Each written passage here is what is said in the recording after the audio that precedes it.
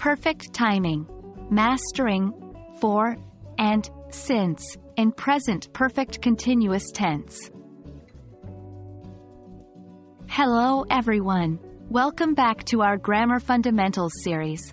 Today, we're going to tackle an important yet sometimes confusing aspect of the English language: the use of for and since in the present perfect continuous tense. Our goal is to understand the differences, common mistakes, and exceptions. Remember, practice makes perfect, so let's dive in.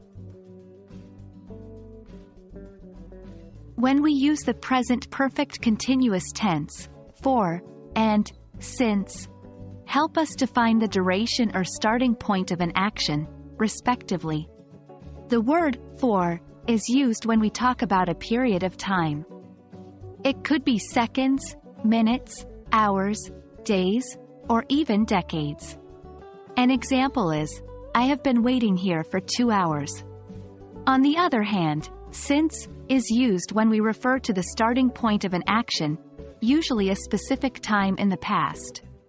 For example, I have been working here since 2010. A common mistake is interchanging for and since, which can lead to confusion. Remember, for is for duration and since is for a specific starting point.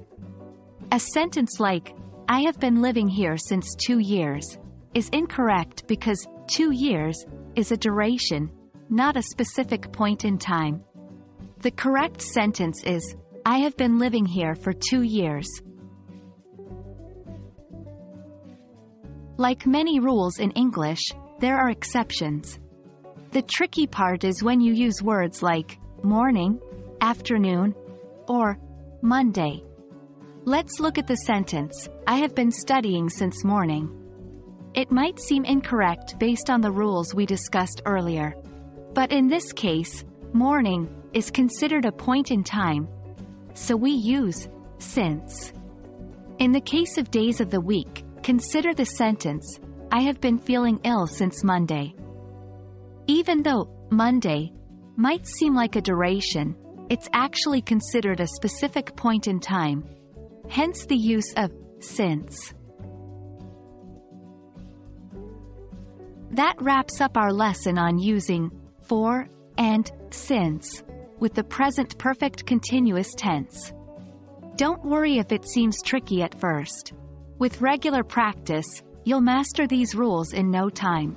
Remember, for is used with durations, and since with specific points in time. Avoid the common mistakes, and watch out for those exceptions. We hope you found this lesson helpful. Stay tuned for more lessons on English grammar fundamentals. Keep practicing, and happy learning!